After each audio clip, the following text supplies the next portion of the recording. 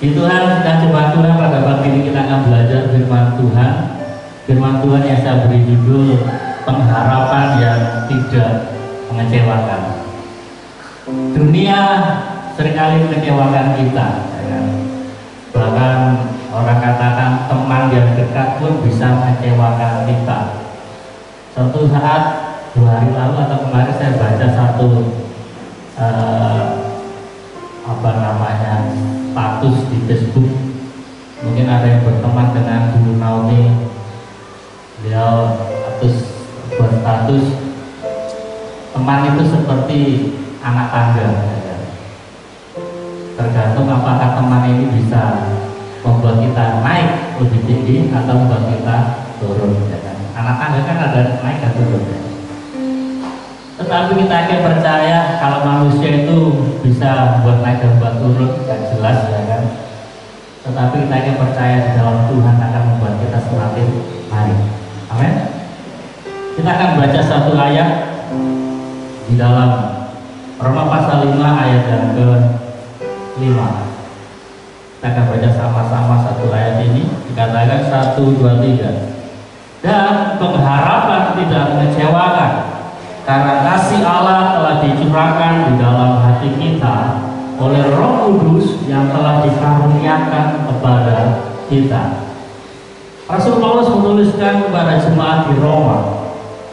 Dan jemaat Tuhan, situasi waktu itu kita tahu bagaimana jemaat di Roma adalah jemaat yang mengalami situasi yang sulit hari-hari itu. Kalau hari ini kita boleh mendengar dan kita boleh mengamati bahwa hari ini Roma menjadi pusat kekristenan, khususnya Katolik besar di sana. Tidak serta-merta seperti hari ini, tetapi ada sebuah peristiwa yang sangat kelam dan mungkin bisa membuat kekristenan itu menjadi trauma. Bagaimana kekristenan dianiaya begitu besar hari-hari ini. Di dalam kepemimpinan Kaisar Nero, bagaimana kekristenan dibantai habis-habisan. Kekristenan gak sekedar diintimidasi secara mental dan sosial, tetapi kekristenan dianiaya secara fisik, bahkan mengalami pembunuhan-pembunuhan yang keji. Karena hari itu tidak ada yang namanya HAM, ya kan? Hukum HAM nggak ada. Jadi setiap penguasa suka-suka. Kalau penguasa ini nggak suka dengan situasi yang ada, ya udah dia melakukan sesuatu yang menurut kehendaknya sendiri. Sehingga Rasul Paulus menyampaikan kepada jemaat di Roma, dikatakan pengharapan kita di dalam Tuhan itu nggak mengecewakan. Firman ini disampaikan di tengah situasi jemaat mengalami intimidasi. Sehingga jemaat diperhadapkan dengan sebuah pilihan.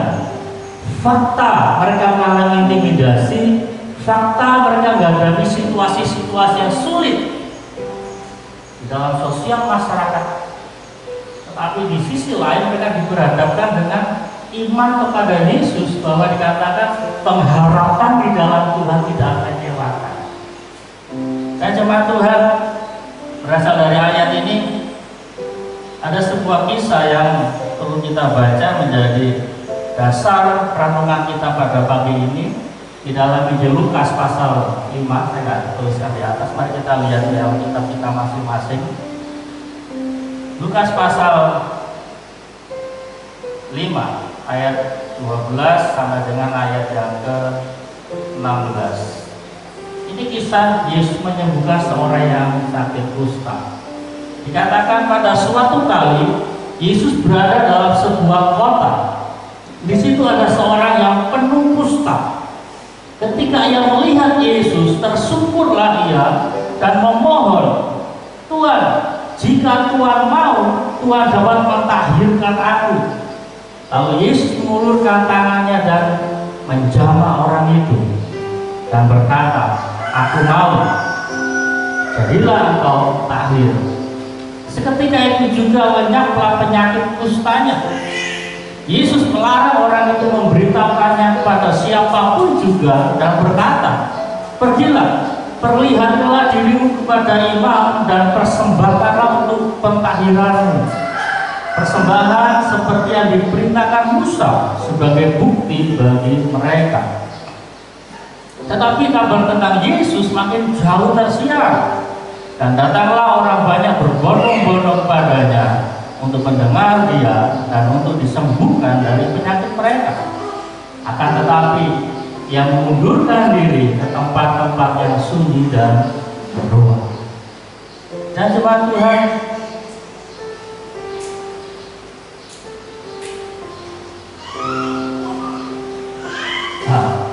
saya yakin kita nggak asing dengan satu gambar ini. Ini yang masih menjadi hot trend sampai hari ini. Dan jemaat Tuhan, hari-hari ini kalau kita mengikuti tentang perkembangan COVID-19, trennya itu masih tren naik, ya. Tetapi lebih pastinya itu trennya itu dinamis, kadang-kadang naik, kadang-kadang turun, ya. Antara orang yang sembuh dengan yang sakit itu sekarang mulai balapan, ya. Tetapi masih menang yang sakit daripada yang sembuh. Kalaupun yang sembuh ini lebih banyak, paling selisihnya 200, tapi kalau pas yang sembuh ini sedikit bisa selisihnya 1000. Jadi trennya itu masih tren naik. Nah, dalam situasi yang sulit hari-hari ini, bagaimana banyak orang-orang yang mulai pesimis, ya. Apakah situasi seperti ini akan berlalu? Dan beberapa kelompok akhirnya memberikan serangan-serangan kepada pemerintah, seolah-olah pemerintah gagal, seolah-olah pemerintah nggak berbuat apa-apa dalam situasi seperti ini. Padahal kalau kita mau masuk lebih dalam, mereka juga jungkir balik di dalamnya. Mereka berpikir keras bagaimana mengatasi masalah COVID-19. Nah, kita bersyukur kalau sudah dinyatakan ada ditemukan vaksin, 2 ya vaksinnya. Dan mari kita terus berdoa supaya vaksin ini terus dapat bertambah dan boleh menjadi obat untuk orang-orang yang sakit. Nah, tetapi di sisi lain ada orang-orang yang optimis, ya. Di sisi lain ada orang-orang yang berpikir positif dan akhirnya mereka mengembangkan beberapa hal menjadi sebuah bisnis, ya. Termasuk yang kita pakai hari ini, ya kan? Termasuk masker, termasuk ada beberapa teman dari saya nonton di iklan, kalau kita pakai gelang, kan kecenderungan kita ini apa itu tangan itu mau ngoles di muka, di mata. Nah, gelang itu dikatakan kalau kita mau narik tangan kita di muka, gelang ini akan bergetar, mengingatkan kita. Itu jadi objek bisnis situasi yang ada, tapi itu sesuatu yang positif. Tetapi tidak sedikit juga hal-hal yang menimbulkan sesuatu kekhawatiran, hingga tidak sedikit orang-orang yang tidak tahu apa yang dibuat. Nah, dalam buletin saya menuliskan bagaimana sikap kita sebagai orang percaya dalam menghadapi situasi yang seperti ini. Sebagai seorang percaya kita mesti bersikap seorang yang seperti selancar, ya. Mungkin bukan seorang peselancar melihat gelombang yang besar mikir, wah ini masalah ya. Gelombang besar sebuah masalah yang harus dihindari. Tetapi seorang peselancar pada saat melihat gelombang yang besar, ini adalah sebuah momen, ini adalah sebuah kesempatan yang tidak setiap detik ada. Bahkan ada beberapa gelombang-gelombang yang begitu besar yang rotasinya 5 tahun sekali, ya. Bagi seorang peselancar yang memang asli peselancar, dia akan menantikan gelombang yang cukup besar untuk apa?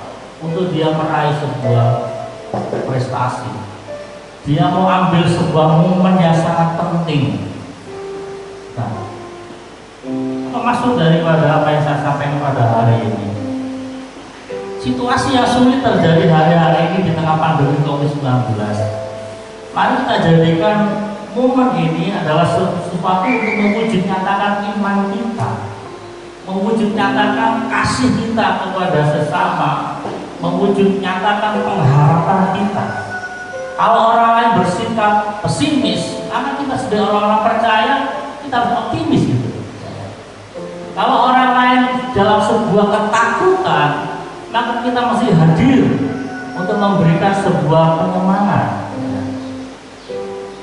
Jangan orang sedang mengeluh, kita tambah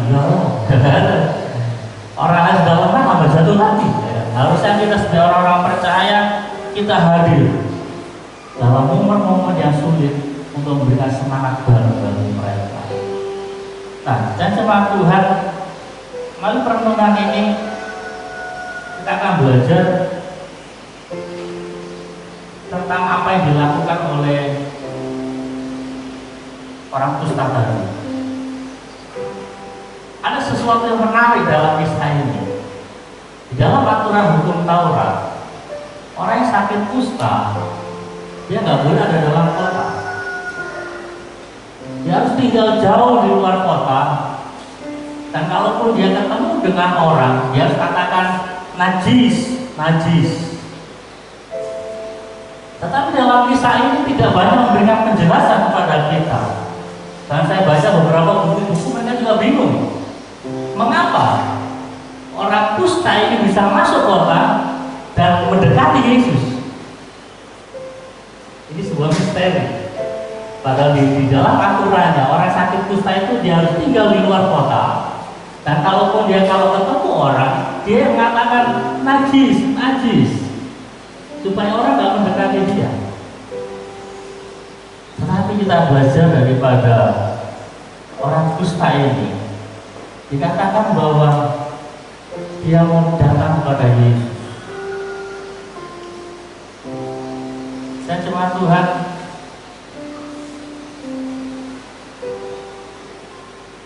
sebagai orang-orang yang percaya pada Tuhan, kita harus mengambil sebuah momen. Orang kusta adalah orang yang sudah hilang pengharapannya. Hari-hari itu orang yang sakit kusta belum ada obat. Syukur kalau hari ini sudah ada obatnya. Itu pun orang ini masih dikucilkan. Beberapa waktu lalu saya mendengar bahwa di Barito Selatan itu di hilirnya Buntok itu dulu ada satu tempat yang memang khusus untuk pengasingan orang yang sakit kusta. Kalaupun ada keluarganya memberikan makanan, paling naik perahu, dukung atau klotok, kemudian makanannya ditaruh di lanting. Kemudian orang yang sakit kusta itu datang ke lanting, kemudian ambil dan masukkan. Ya tahu, itu masih ada atau sampai hari ini. Dan tahu bahwa sakit kustanya adalah sesuatu yang menular. Tidak orang katakan nggak akan mendekati. Bahkan di dalam zaman-zaman Yesus katanya adalah seperti orang katakan seperti orang kutuk. Nah, dia jemaat Tuhan. Jadi orang percaya kita ambil sebuah momen di dalam Matius pasal 11 ayat 28 mengatakan, marilah kepadaku semua yang letih lesu dan berbeban berat. Aku akan memberikan kelegaan bagimu. Coba saya berbicara pelan di sini. Apa hubungannya orang yang sakit kusta tadi dengan ayat ini? Dengan situasi yang kita hadapi hari ini. Pandemi COVID-19, orang yang sakit kusta yang harusnya dia tinggal jauh dari kota, dengan ajakan Yesus, undangan Yesus, marilah kepada.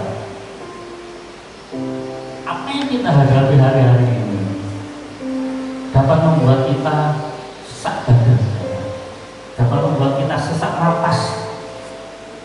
Kita mau berjumpa dengan si A, si B, takut. Kita mau melakukan ini dan itu, takut. Tetapi mari Yesus yang mengizinkan segala sesuatu yang terjadi di muka bumi. Saya yakin bahwa pandemi ini Tuhan izinkan. Dan sampai hari ini pun belum ada teori yang pasti tentang COVID-19. akan selalu ada hal-hal yang baru tentang COVID-19. Oh, ini virusnya baru, virusnya berbeda, sehingga ini menimbulkan kekhawatiran yang begitu besar dalam beberapa orang. Tetapi kita bersyukur bahwa Yesus katakan, marilah kepadaku semua yang letih lesu. Ini menjadi sebuah pengharapan dalam kehidupan kita, bahwa ada sebuah proteksi, ada sebuah perlindungan yang Tuhan berikan dalam kehidupan kita. Bahkan saya katakan ada sebuah jaminan pada saat kita mau datang pada Tuhan. Orang yang sakit kusta, dia memiliki sikap ini. Dia memiliki sebuah tekad, sebuah tindakan yang sungguh-sungguh mesti akan menghadapi sebuah tantangan. Dan saya katakan di awal bahwa orang yang sakit kusta dia harus tinggal di luar kota, dan dia kalau ketemu orang dia harus katakan najis. Tetapi pada saat dia mendengar bahwa Yesus ada di kota itu, dia mengesampingkan akan aturan itu. Karena apa? Dia memiliki iman. Dia memiliki iman bahwa keyakinan akan pertolongan hanya datang dari Tuhan. Dia nggak sekedar coba-coba untuk datang pada Tuhan. Alkitab tidak memberikan penjelasan kepada kita bagaimana orang kusta ini mendengar tentang apa yang sudah Yesus buat. Bagaimana orang kusta ini bisa mendengar tentang keajaiban-keajaiban yang Yesus buat. Kalau saya baca dalam biografi Yesus, peristiwa Yesus menyembuhkan orang kusta ini masih baru gitu, masih baru. Mujizat pertama yang Yesus kerjakan adalah Yesus mengubah air anggur di tanah. Itu mujizat pertama. Kemudian ada beberapa mujizat yang Yesus kerjakan.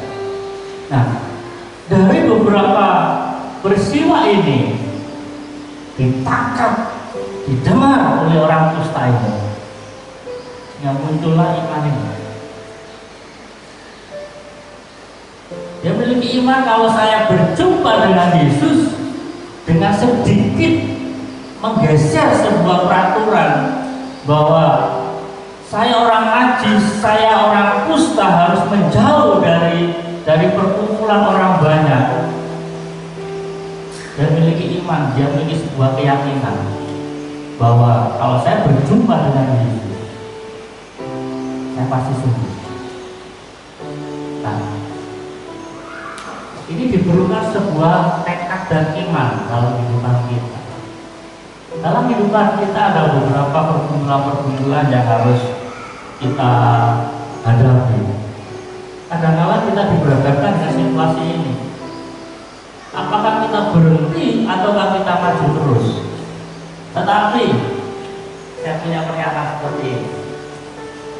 Setiap usaha untuk membawa permasalahan kepada Yesus tidak akan sia-sia. Kuncinya di sini, bahwa apapun permasalahan pergumulan kita punya banyak trik, kita punya banyak teori. Silakan kita pakai banyak teori, kita banyak metode kita pakai. Tetapi jangan lupakan satu kata ini, kata Yesus. Percuma kita punya banyak teori, tapi kalau kita nggak bawa kepada Yesus, semua akan jadi sia-sia.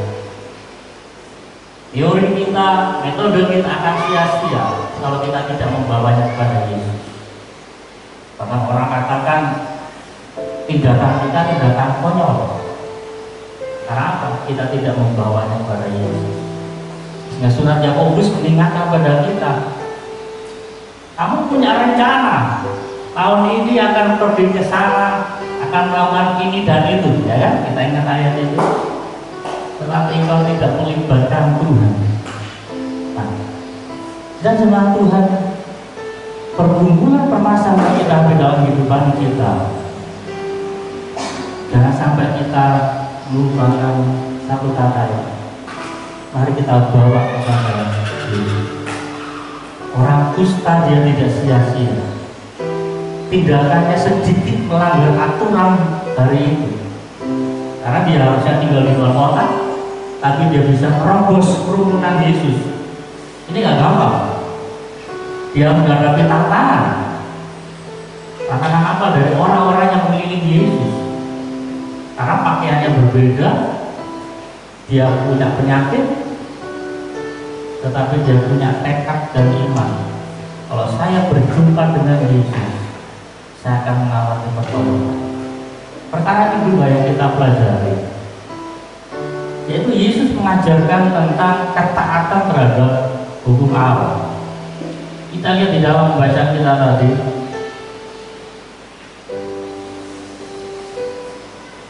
ayat yang ke-14.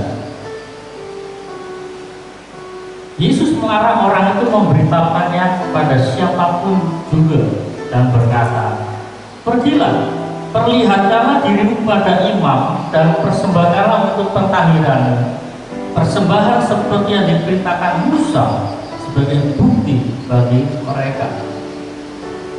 Dan jemaat Tuhan, ada dua hal. Yang kedua ini berbicara tentang ketaatan. Nanti yang poin A-nya itu nanti bagian yang terakhir. Yesus katakan pada saat Yesus sudah menyembuhkan orang yang sakit kusta ini, dikatakan, "Pergi, perlihatkan diri pada imam." Tetapi ada sesuatu yang tidak terlewati. Bawalah persembahan kepada imam. Ini sebagai bukti. Nah, di dalam kitab Imamat menceritakan dan memberikan sebuah peraturan bahwa hanya imam besar, hanya seorang imam yang berhak menyatakan orang ini sakit kusta atau menyatakan orang ini sembuh, hanya imam.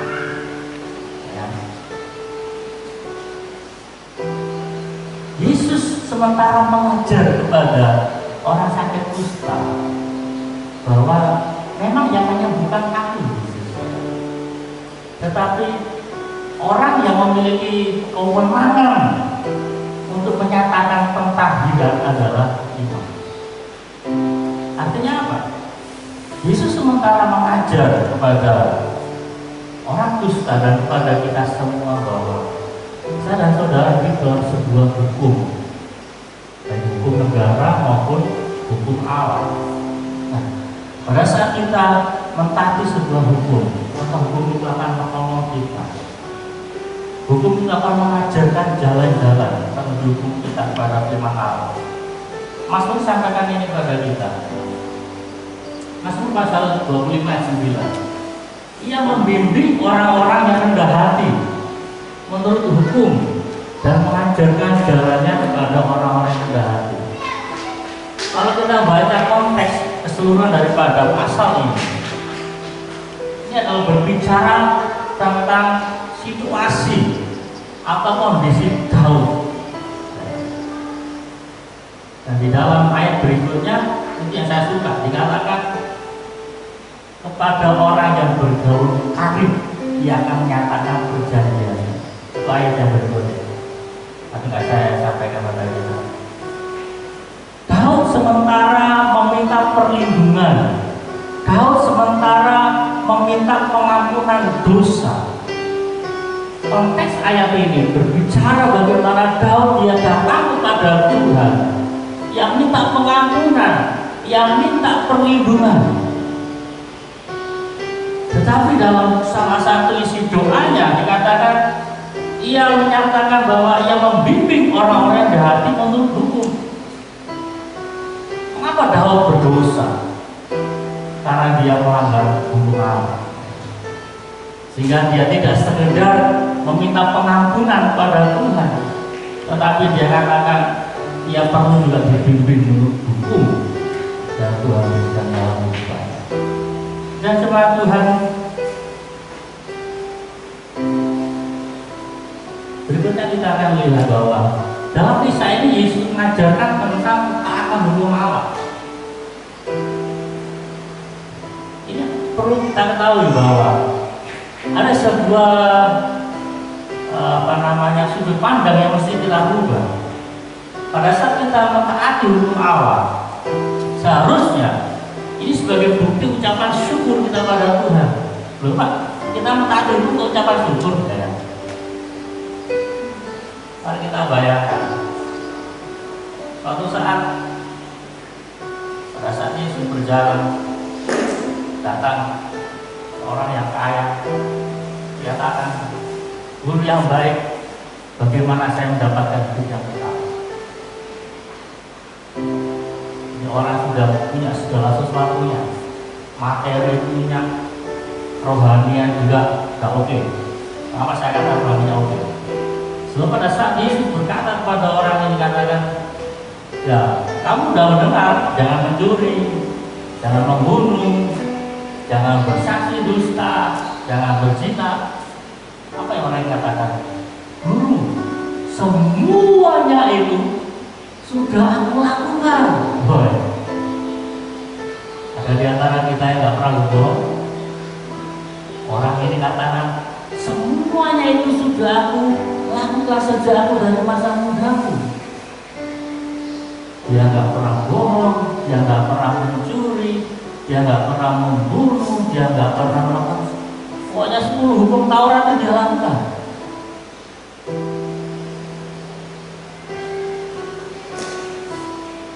Karena ini melakukan hukum untuk mencapai sesuatu kekekalan. Tetapi saya dan saudara, pada saat kita percaya kepada Yesus, Yohanes pasal 1 ayat 12, setiap orang yang percaya kepadanya diberi hak sebagai anak Allah. Mari kita pelajari. Orang ini yang berjumpa dengan Yesus, dia melakukan hukum untuk supaya dapat hidup kekekalan. Hari ini saya dan saudara yang di dalam zaman anugerah, pada saat kita percaya bahwa Yesus adalah anak Allah, kita belum melakukan hukum.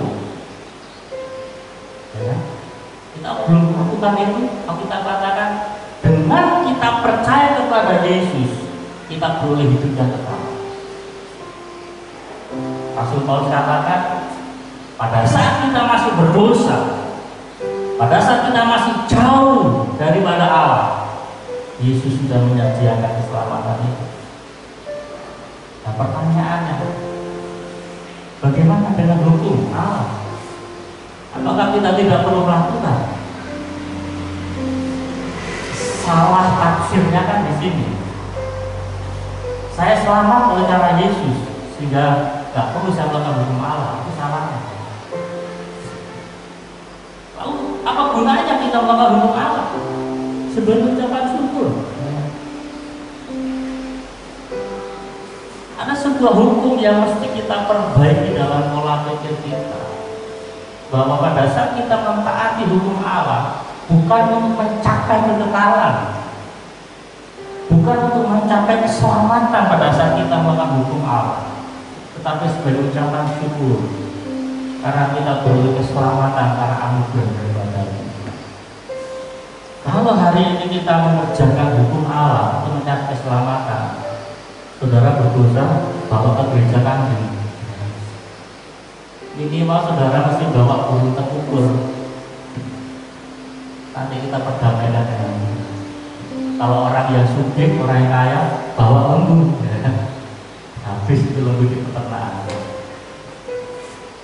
Tetapi hanya oleh karena kasih karunia daripada Tuhan, sehingga hari ini kita beroleh keselamatan. Nah, di dalam peristiwa ini, Yesus juga sementara menyampaikan kepada kita bahwa Yesus tidak mencari kehormatan. Yesus suruh orang sakit kusta ini untuk beribadah imam. Padahal yang menolongnya apa? Yesus ya. Yesus sementara mengajarkan posisi ya. Bagian saya dalam menyembuhkan, yang punya kewenangan hukum legal standing hari itu, hukum yang sah adalah imam. Yesus bukan imam secara jasmani, Meskipun pada akhirnya kita tahu Yesus menjadi imam besar, tapi bukan imam besar di kalangan Yahudi, imam besar dari seluruh orang percaya. Yesus tidak mencari kehormatan, Yesus tidak minta dipuji, dan hari itu Yesus fokus pada pemberitaan kerajaan Allah. Sehingga Yesus katakan, jangan kamu ceritakan kepada siapa-siapa, tetapi siapa yang bisa menahan orang yang lagi bersuka cita, orang yang sedang lagi mengalami cinta mula-mula, baru mengalami kesembuhan, suruh tutup mulut ya susah. Kita baru dapat durian jatuh, pasti kita sampaikan di status, saya dapat 1 karung durian, kita share ya. Siapa yang mau beli?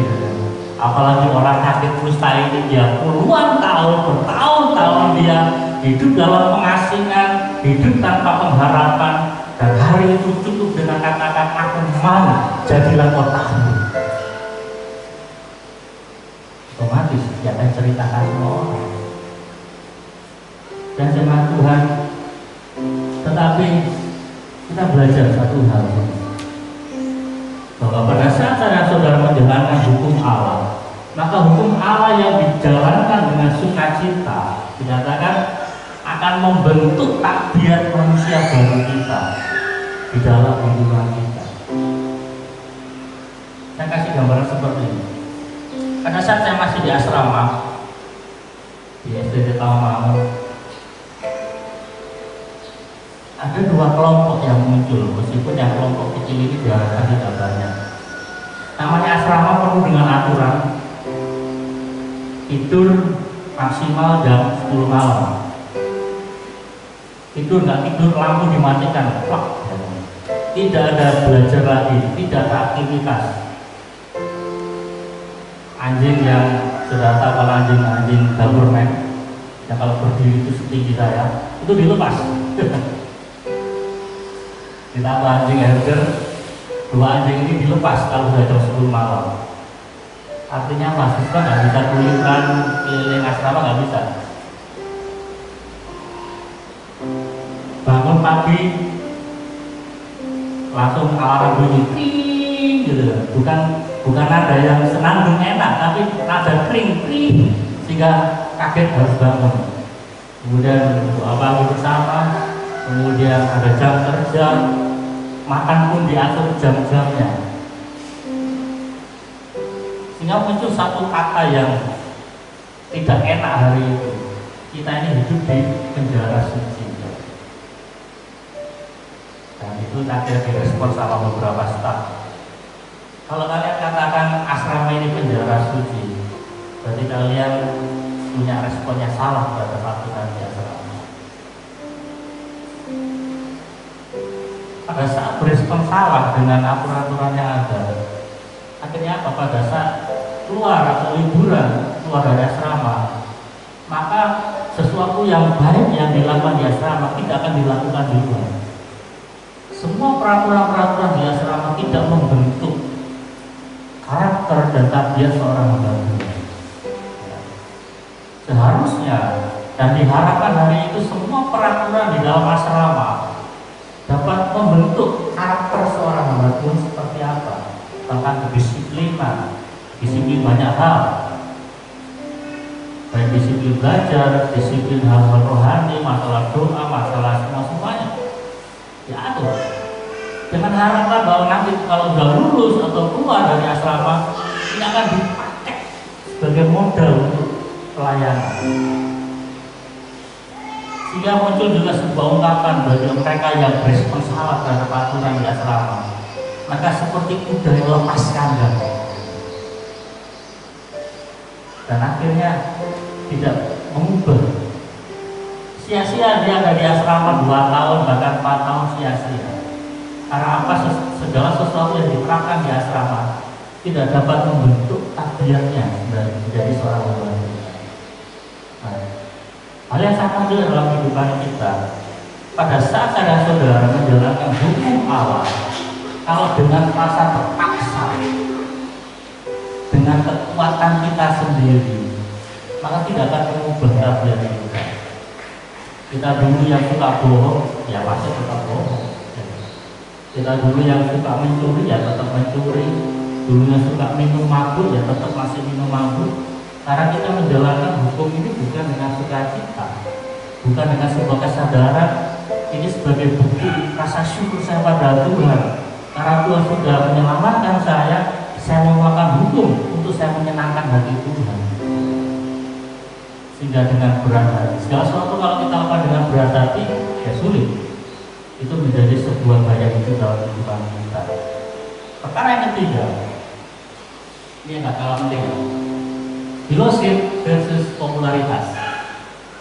Di dalam ayat yang terakhir tadi dikatakan,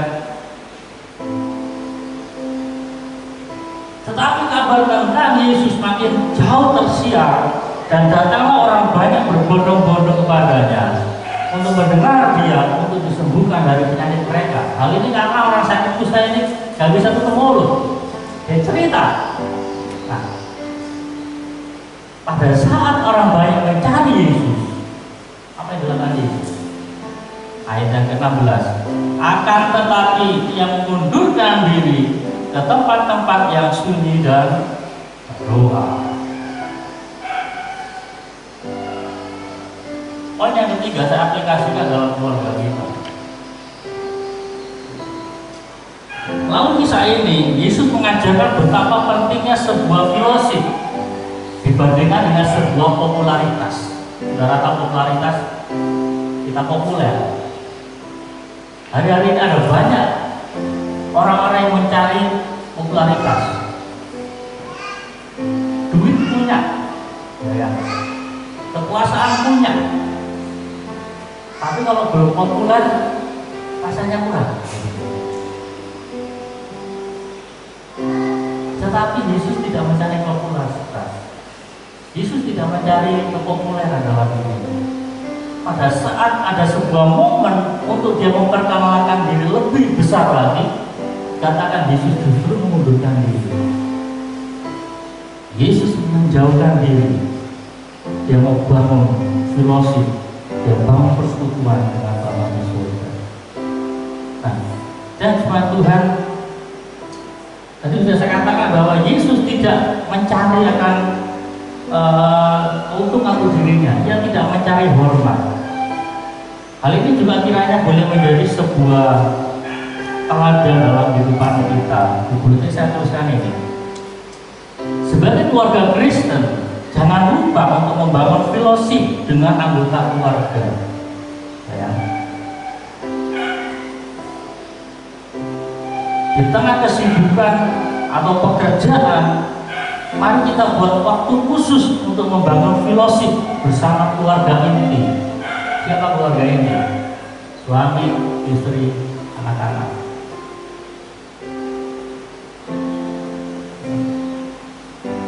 Dalam beberapa wawancara, baik keluarga Tuhan maupun keluarga jemaat,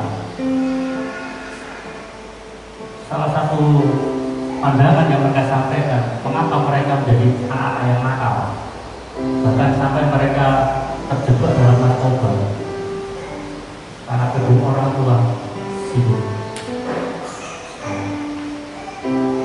Uang punya, sehingga orang tua katakan ini cukup buat jajan.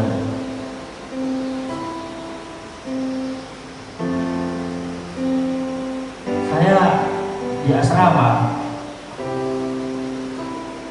berkumpul dengan beberapa anak daripada anak pendeta. Dan dia sempat katakan sebelum dia terpanggil jadi hamba Tuhan, hidupnya nakal banget. Bahkan saudara-saudaranya minum mabuk, narkoba, padahal orang tuanya membalas itu. Dia katakan, saya nggak mendapatkan kasih dari papa mama. Bahkan di beberapa tempat yang lain dikatakan kesibukan orang tua membuat anak kekurangan kasih sayang. Nah, apa yang Yesus ajarkan pada kita hari ini? Yesus lebih mendekat kepada Bapa untuk berfilosofis, membangun hubungan, daripada dia berjumpa dengan orang-orang yang datang untuk mendengar minta kesembuhan dan pengajaran hari itu. Penting pekerjaan. Salah satu tujuan Yesus adalah untuk memberitakan kabar baik, tetapi dia mengambil satu waktu penting untuk dia bersekutu dengan Bapa di surga. Hal yang sama juga pada saat kita membangun persekutuan yang indah dalam keluarga kita, maka hal ini seperti menghadirkan surga kecil. Saya pakai istilah, kita menghadirkan surga kecil dalam keluarga kita. Saya tahu kita semua sibuk, ya kan? Dan ini pelajaran bagi yang masih belum menikah. Ingat, pada saat nanti sudah berkeluarga, sesepuh apapun nanti kita luangkan waktu ya, untuk kita kumpul. Dan ada saatnya suami istri khusus berdua ya. Dan ada saatnya sama anak kumpul ya. Karena pada saat kita menghadirkan surga kecil dalam keluarga kita, maka dikatakan itu juga Yesus yang menuliskan dalam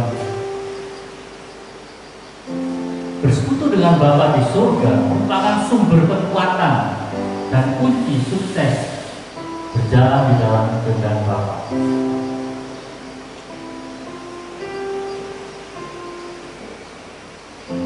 Selanjutnya poin yang terakhir, pada saat membangun persekutuan yang indah di dalam anggota keluarga, maka hal ini seperti menghadirkan surga kecil dalam keluarga kita. Dan dampaknya apa? Kalau surga kecil nyata dalam keluarga kita, itu saya tuliskan di poin yang terakhir. Kalau Yesus hadir dalam keluarga, maka tidak ada perkara yang mustahil atas setiap pergumulan yang sedang kita hadapi.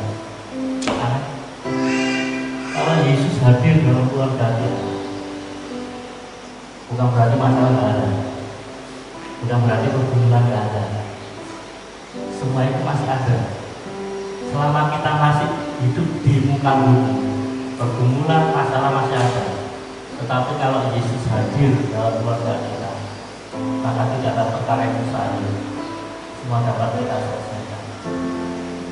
Yesus membangun filosofi dengan Bapa di surga. Ini menjadi sebuah pelajaran. Mari kita bangun komunikasi filosofi dalam keluarga kita. Selain juga kita tetap bangun hubungan dengan Bapa di surga, tapi komunikasi dalam keluarga kita penting. Hari-hari ini kemarin yang terjadi permasalahan dalam barang ini ya. Kelihatannya kumpul, tetapi suami menyapa yang jauh di sana, istrinya yang menyapa jauh di sana, anak-anak juga kelihatannya secara fisik kumpul, tetapi dalam hati tidak kumpul. Makanya perlu ada saatnya dalam satu keluarga taruh ini hati. Ini dalam sebuah pelajaran tentang table maker, ini tambahannya. Apa itu table maker? Table maker adalah etika pada saat kita ada di meja makan. Di meja makan adalah tempat kita menyampaikan isi hati kita dengan rasa damai. Di meja makan kesempatan orang tua mendengar cerita anak-anak ya. Di meja makan kesempatan kita orang tua menyampaikan nasihat-nasihat. Di meja makan sambil makan ya, sambil ngobrol. Cuman ini perlu waktu, apalagi kalau kita punya kebiasaan keluarga yang jam makannya beda-beda. Anak datang langsung makan di pojok sambil di depan TV ya kan. Nanti suami datang ambil piring sudah makan sambil pegang HP. Nah kita ubah semuanya. Kita buat table maker membangun komunikasi dan keluarga. Apalagi kalau kita masih anak-anak yang masih kecil-kecil kan sudah mengatur. Kalau yang sudah gede ya agak repot. Tapi tidak ada kata terlambat. Bisa ada waktu, kesempatan. Kalau ada berkat lebih, ya kita lihat situasi ya. Kita ke rumah makan yang mana, khusus satu keluarga ngobrol. taruh HP ya, simpan dulu HP-nya, kita ngobrol dalam kita. Saya yakin percaya seperti kata Mazmur pasal 133. Seperti Tuhan itu akan berkat, seperti dari gunung Hermon ke bukit Sion. Kesanalah Tuhan menciptakan berkat-berkatnya pada keluarga-keluarga yang menghubungkan sama manusia dan berkat. Tuhan, saya tidak banyak lebarkan Tuhan. Dalam firman Tuhan boleh memotivasi kita melalui pelajaran dari para ustaz yang memiliki tekad dan iman kalau dia berjumpa dengan Tuhan, masalahnya pasti selesai. Dan mari kita mentaati hukum Allah bukan karena terpaksa, tetapi sebagai bukti ucapan syukur kita berdiri. Kalau kita berdiri, kita jadi jawab berkat. Menyanyikan doa.